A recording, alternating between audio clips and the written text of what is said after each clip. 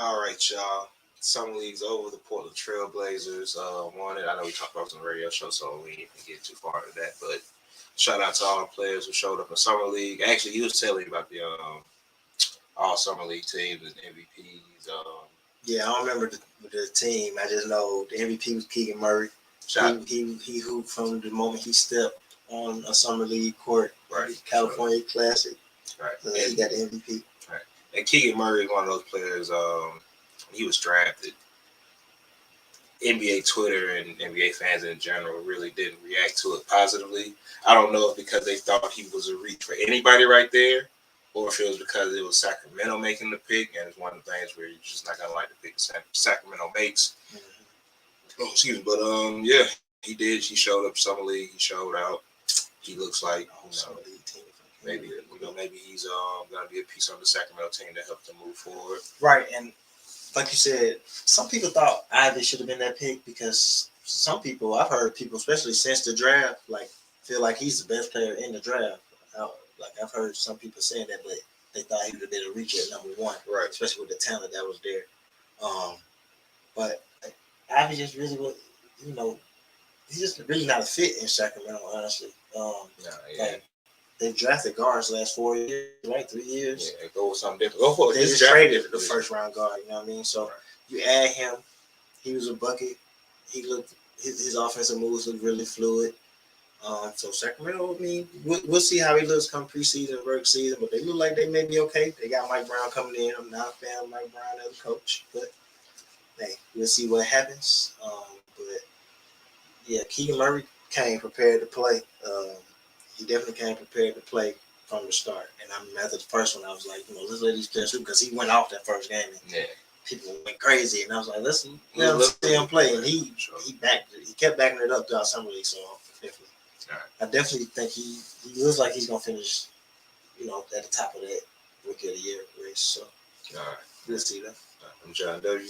Fresh X. And this is the Hoopers afternoon session. And like I say, summer league is so weird because it's like, you come out and you want to hoop out and you want to show that you can ball out, that you can hoop, and that, try to display and showcase your skill set, your skill, And for some players, they go on, they have, great NBA success, modern NBA success, and some players, you just get a little too high on the summer league and it just doesn't pan out for their careers how you think.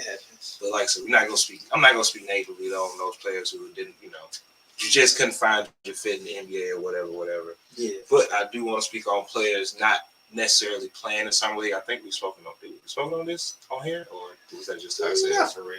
But like you say, it was a couple players that sat out. I know Paolo sat out. He sat out the game against Chet, and that was the only. He played 2 games.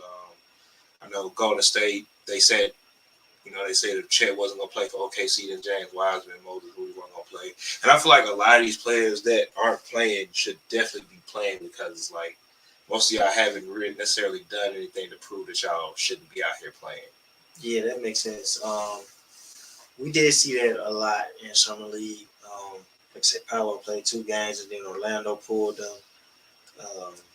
Shaden Sharp for Portland, he got hurt, but they said it was for precaution, but we never saw him again, so he only played 3 minutes in summer league. Then just some players people thought were too good to be there or whatever. So summer league is a chance to get better. I remember J.R. Smith going to summer league in year like 4, maybe 5 in Denver because he wanted to work on ball handling. Same thing with O.J. Mayo, year like 3 went to summer league like. They were rotation pieces at this time. Not trying to find they were in rotation.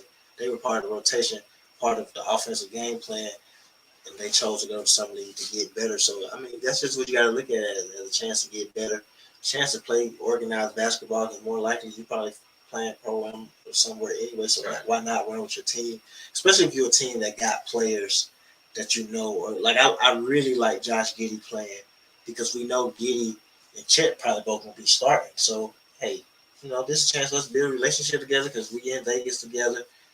We build a court relationship together, and Chet was gonna play obviously because he's a rookie, but Giddey, that was a way for him to work on some stuff in his game too, get a little bit more efficient offensively as far as trying to get more scoring. We know who he is as a passer. He came out there and got a triple double, but getting his shooting percentages up. Just work on something. Right. You can always get better. That's always. No, yeah, facts. You can always get better. So in the first 4 years, maybe up to 5 years, I think certain players should be open. I can see why players wouldn't do it.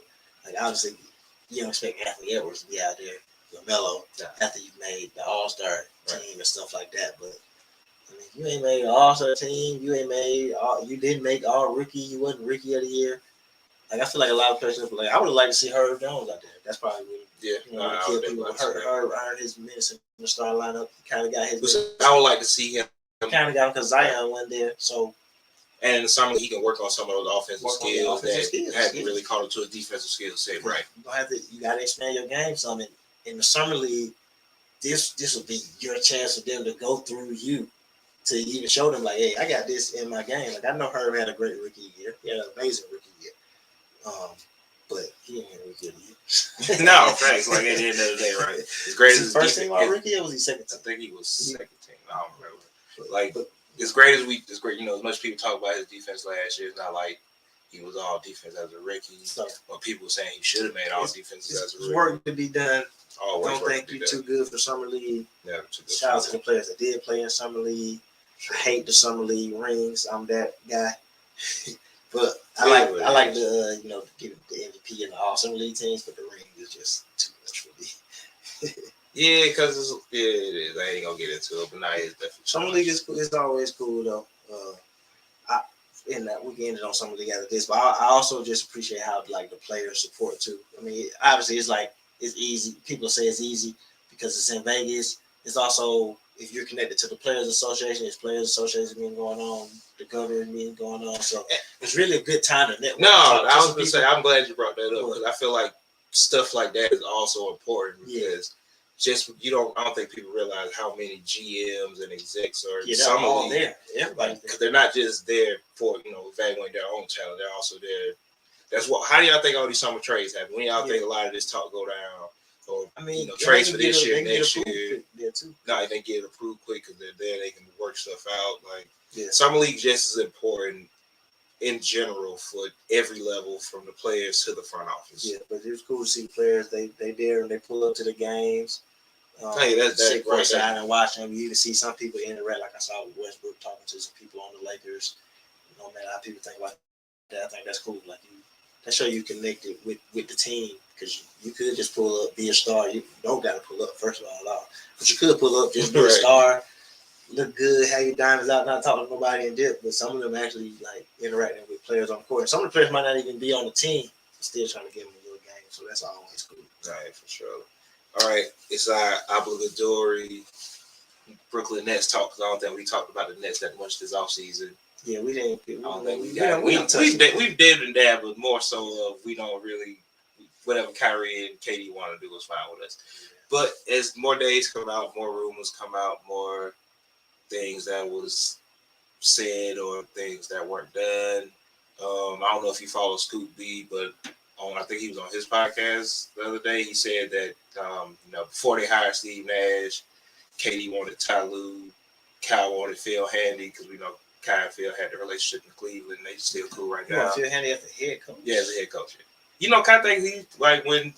Kind thinks he should be a head coach.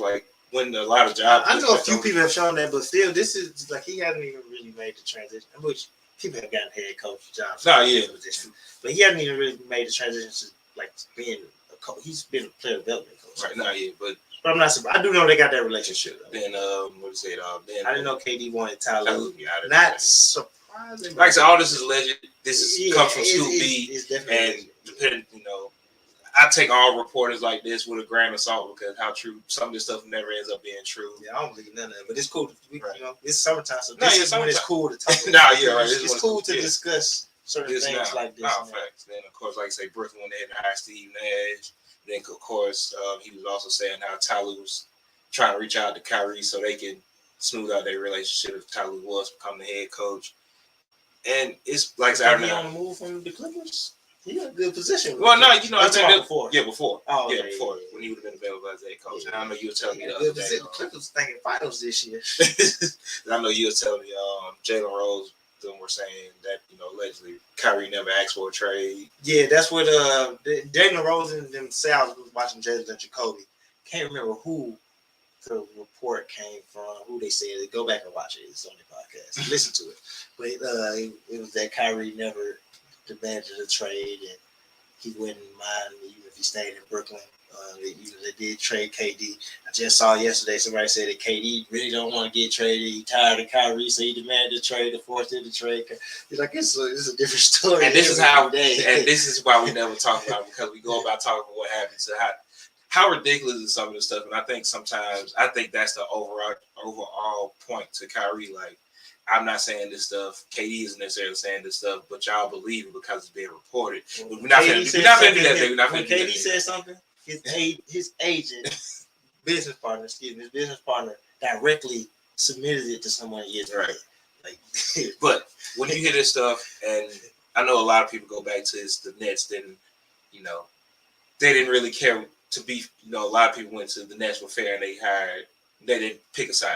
Because both of them, clearly neither one of them. Let me say this again, since they say they prefer to pick a side. The side is picked. Like, I know because of the names, I guess, people think they're equal. One of them guys is Kevin Durant, the other one isn't. And that ain't no disrespect to Kyrie. No, it's as far as picking. I think people think that KD, when Kyrie asked for a trade, which he didn't. But if Kyrie asked for a trade, I guarantee the Nets will be way more open to finding a way to move Kyrie. KD asked for a trade, they don't want to trade him. They will do it because they got a good relationship with him. If you can find something that make both y'all happy, cool. But we really don't want to trade you. So, hey, if you want us to trade you, you got to give us Anthony Edwards and Karl Anthony Towns. You got to trade us LeBron. That's where these trades. I'm glad. But when Kyrie asked for a trade, okay, what can we do? Give us some assets. We can work with that. KD want to go? No, you got to give me. And when you hear those, when you hear those alleged rumor trades like that, like Karl Anthony Towns, Anthony Edwards, and then however many picks, that's really not. We don't want to trade him for real. We don't want to trade him for real. That's what that is. And it's like when you say that, and like I say, when all this stuff comes out, whether it's from Windhurst, Broussard, Shams, Scoop, whoever you listen to, whoever you prefer, we got to remember that we got to take this stuff with a grain of salt. But that's not why we're here, because we always do that. But just looking at proposed trades for either one of them, or what you could do to move either one. Like I said, I know the Nets are more willing to take assets, expiring contracts for Kyrie. But with KD, it's a little more difficult because even at, 33, 34 in a couple months.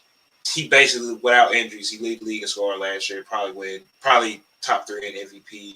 Brooklyn's probably not eliminating the first round. Those are all ifs.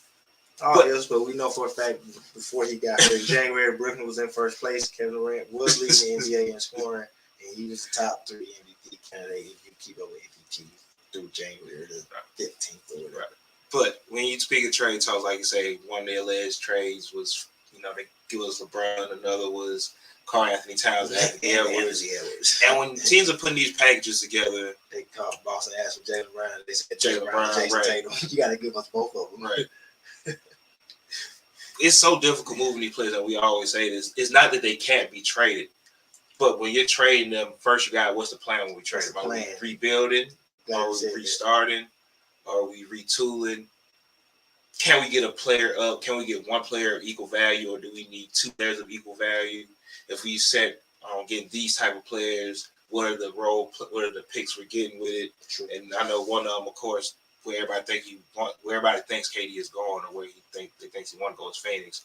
And of course, DeAndre Ayton is off the table, especially after signing his max up to a year. Right. The next best thing, of course, Devin Booker is getting traded. Brooklyn doesn't necessarily want. Brooklyn doesn't. They can't trade him to the Nets anyway because of Ben Simmons. Really, Devin Booker? Is Devin Booker? Yeah, I think Devin Booker is a part of that as well. They don't want Chris Paul because they probably won't. I ain't gonna go there. They don't want Chris Paul because they're talking about trading KD. If you get Chris Paul, you're not trading KD. So with Phoenix, who I know a lot of people think have the best trade package offer without DeAndre Ayton, it's gonna start with Mikal Bridges. Shout out to Mikal Bridges. What Luka did to them boys in the playoffs was dirty, but Mikal Bridges is, I know it's Luka. Mikal Bridges LeBron James. look, Michael Bridges definitely had a good season for a player of his caliber, Top defensively and offensively. But if you're Phoenix and you're saying we can start with Michael Bridges and you're calling Brooklyn, Phoenix called you, we got Michael Bridges, we know Kevin Durant wants to get traded. How tough would it be for Phoenix to rebuild after Chris Paul and KD leave because you're starting with a player that's not nowhere close to the tier of a player that they're asking about? Well, for one, the rebuilding process would be horrible. But also, if I could do that, I wouldn't care. That's my. I'm not even asking that part. Yeah, but I'm not asking that part. If you calling me and I'm Brooklyn and you're leading with Mikal Bridges and the second player is Cam Thompson. Is it Thompson? Thompson. Which he really stepped up last year, having a big. You can see the development in him. But if that's what you're leading with, y'all ain't gonna have a first round pick for the next decade because I need all 10 of them. I need 10 first round picks if that's what you're calling me about. And if you're willing to do that, you can have them. Because like you say, for one, I'm trading you for Kevin Durant. Mikal Bridges, top 3 defensive player of the year candidate. He didn't win the award. He didn't win the award. He wasn't an all-star. It's fair to say that he may not be an all-star. That don't mean he's not going to be a good player. I think he'll start for the next 10 years. But he may not be an all-star. It's fair to say Cam Thomas probably doesn't develop into an all-star. 6-man of the year candidate, maybe he becomes a starter. He's not even a starter yet. Trading out Kevin Durant, you're not getting me Devin Booker. Can't get DeAndre Ayton. I got Chris Paul. What I need 5 draft picks from y'all for? They're gonna be in the late 20s. Y'all gonna be competing for championships. They're gonna lead the league. That's how those picks even matter. We don't even care anymore. Yeah, y'all the teams are gonna be good, so the picks don't really matter. So you gotta give me at least 10. So then I can package them and get other things out of them, or so now I can withstand the next 4 years. And then after that, those picks may be bad once Chris Paul retired and KD retires, et cetera, et cetera. So it's just funny that people think that the teams to me that have the best ideal chance, because the idea of getting KD traded for him, you got to be thinking like Toronto when you trade for Kawhi. And I've said it multiple times this offseason. Teams that are on the brink contending don't care about these young players right now. Not that they don't care about them, but the chance of winning because they don't care. It's like they don't care about him as a person. Not like but the chance of winning a championship is rare. That's why we love Dynasty so much, because you don't see it. You feel spoiled because we're living in the Warriors right now. Man, we got to witness the Heatles and the Lakers, so they're around, but it's rare to see. To get one championship is everything. So you got to be thinking like Toronto. I was a contender.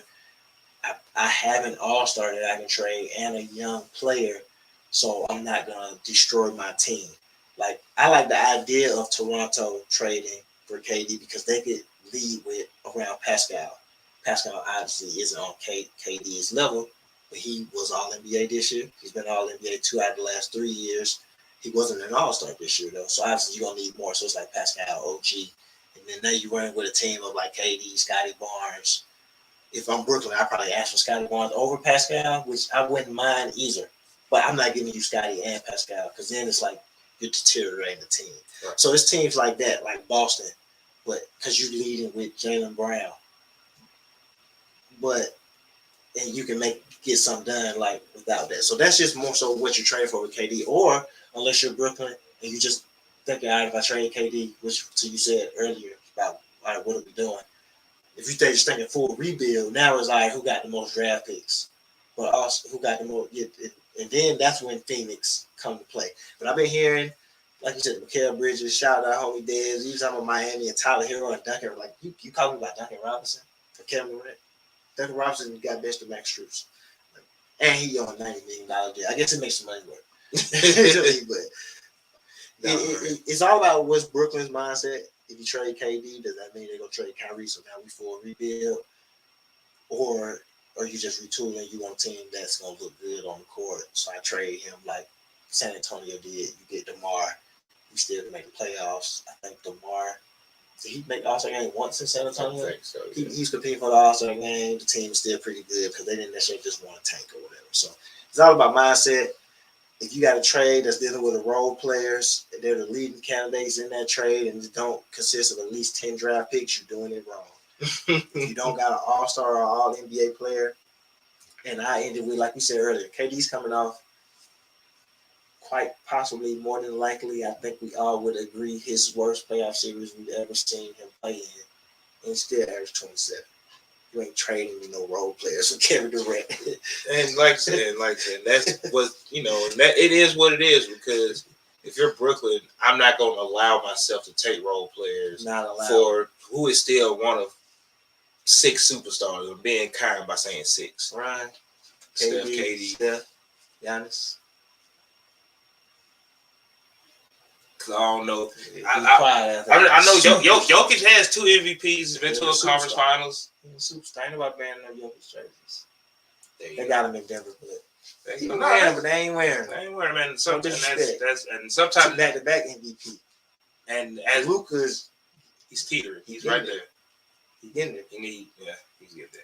But like I say, off season's always trade talk. Superstar. Not right now. Not basketball player, but in the strip club. Now I'm just playing. James Harden is right there. Signature shoe, fashion. He's a superstar. I think he's on the. I think shout out to James Harden, who I think if he's healthy this year is going to have a tremendous season for Philly in their hopes to get out the second round.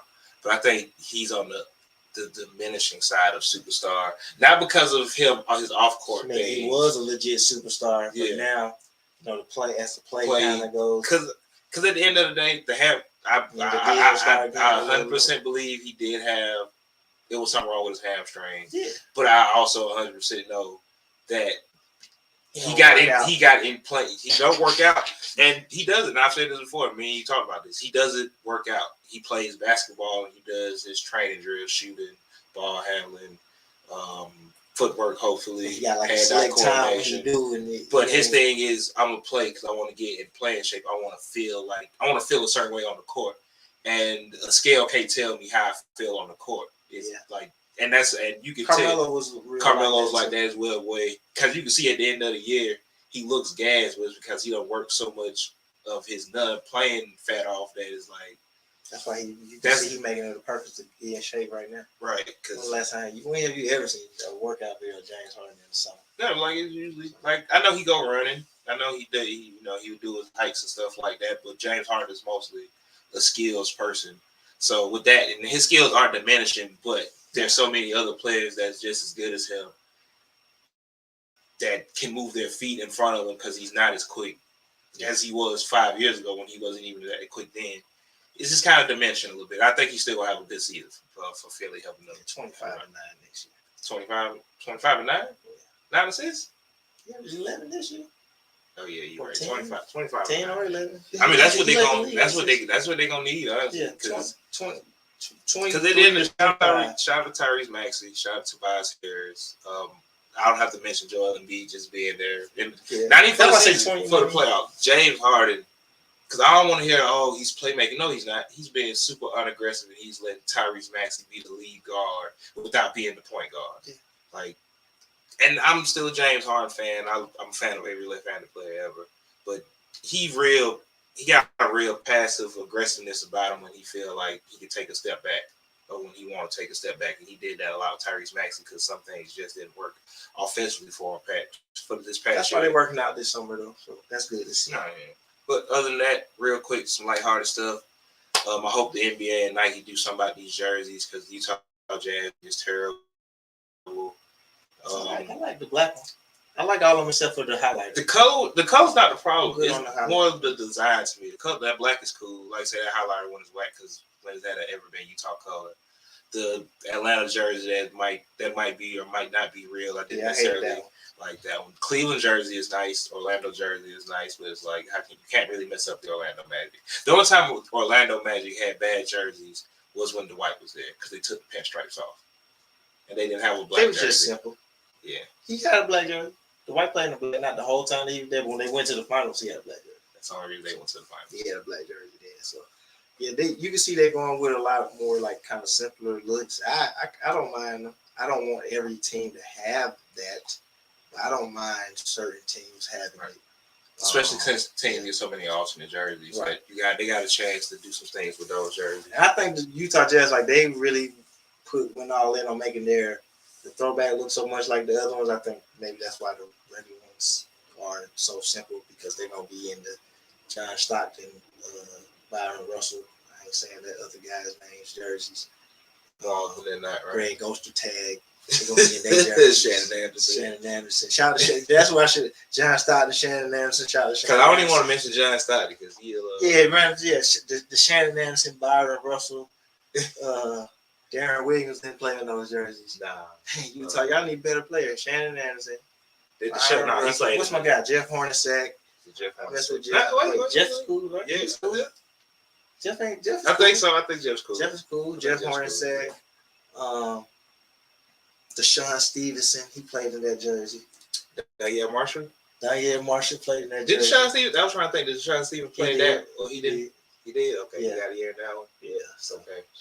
This really did. Who else gonna run off some Utah Jazz players' names and not the top two? Shout out to meet you. Dang. See, yeah, they don't know these guys. But I like those jerseys. Nah, yeah, the purple mountain joints.